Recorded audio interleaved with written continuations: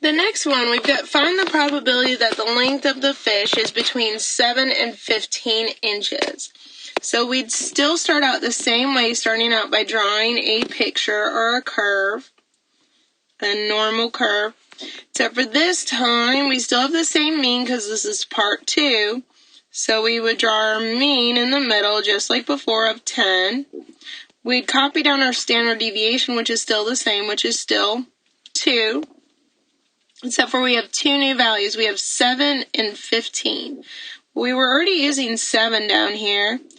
And so we'd tack on a 15, and we want the area in between, so we go ahead and color that area in, and that would be what we would be looking for. So what we could do is one of two things. We can do the normal CDF and have the calculator do all the hard work for us of converting both of these, the 7 and the 15, into z-values, or we can do it. Now in part A, we did already convert 7 into a z-value of -1.5, so technically all we would need to convert is the 15, but let's go ahead and have the calculator do all the heavy lifting for us. Our first value, our starting value, is 7, comma, and then our second value would be 15, comma, and then because we do not have z-values and we're not finding them for the calculator, we need to give them the extra information of the mean first, which is 10, comma, then I need to input my standard deviation, which is 2, and like I said, behind the scenes, the calculator will take care of converting both 7 and 15 into z-values, finding the area in between the two, or the probability between the two, and it'll take care of everything for us.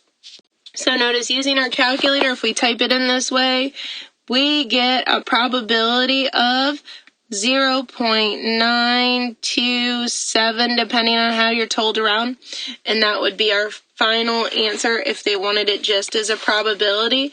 If they instead wanted it as a percentage, you'd have to multiply it by 100, and it would turn it into 92.7%. Again, just by multiplying by 100. Now, if you had wanted to do this using the z-scores method to turn these into z-values, you'd have to turn the 7 into a z-value. We already did that in part A. It's -1.5. And then you'd have to do the same thing for 15, and its z-value would be 2.5, and then you'd do a normal CDF from the -1.5 of a z-value to the 2.5 of a z-value, and you would be done. You wouldn't have to include any extra information like the mean or standard deviation when you're doing the normal CDF if you have z-values.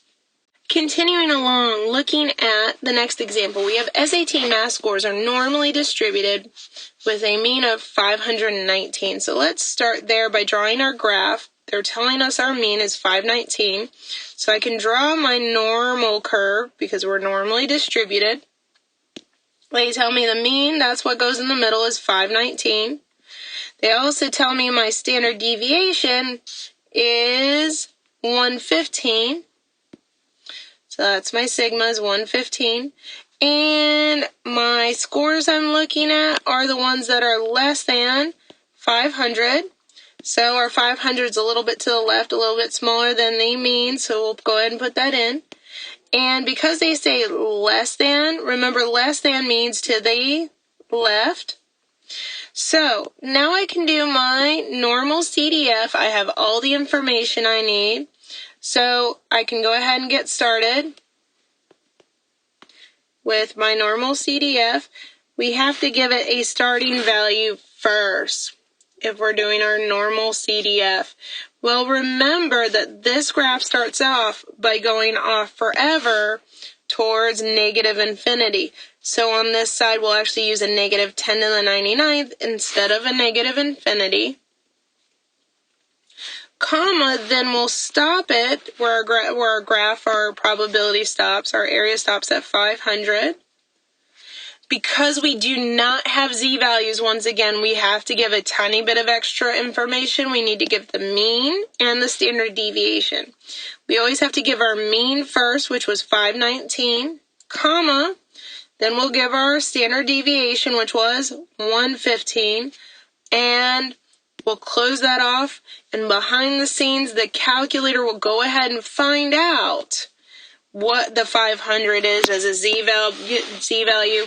What it'll do is it'll take the 500 minus the mean, the 519, and divide by the standard deviation, 115. Then it will go ahead and calculate the area or probability for that.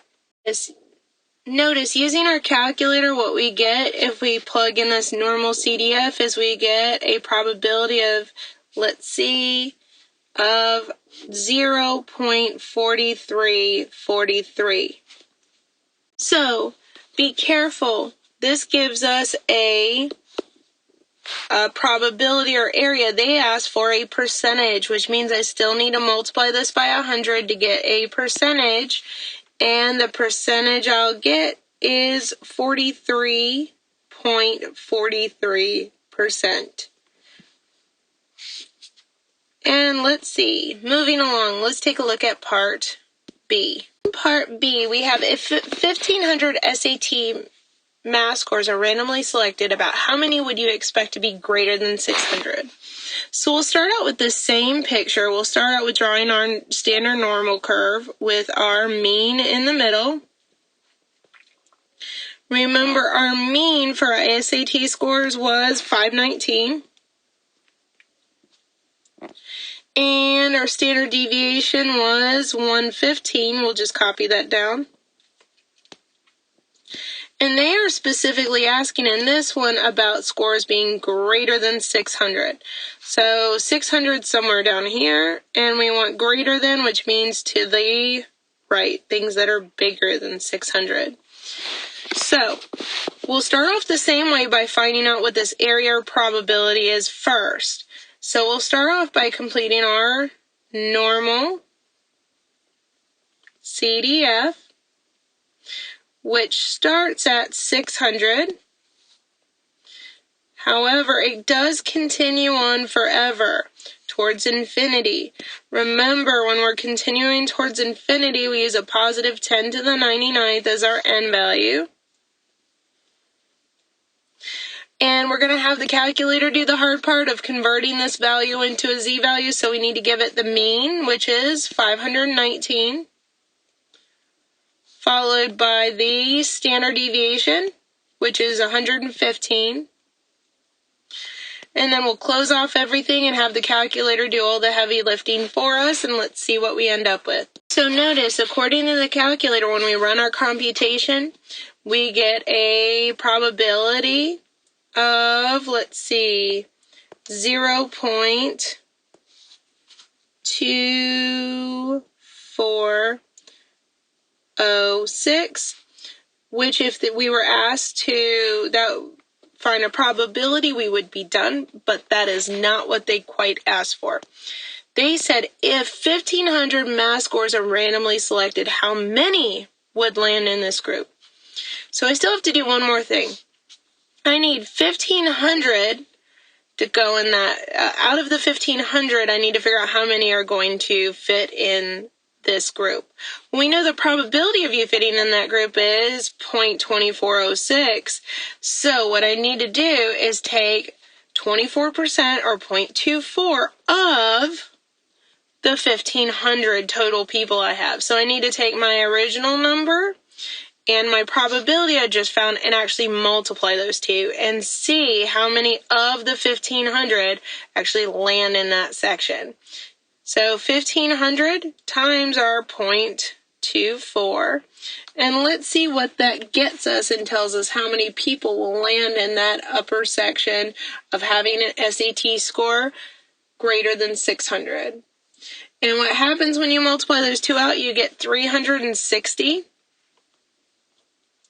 So we expect 360 out of the 1,500 to land in that group. So in this one, it was a little different. They didn't expect a probability, an area, or a percentage, but we still had to use it to find out a total amount. Now, we'll have this happen a lot in the homework and throughout tests and certain things like that we want to find answers like this. However, remember, if you get an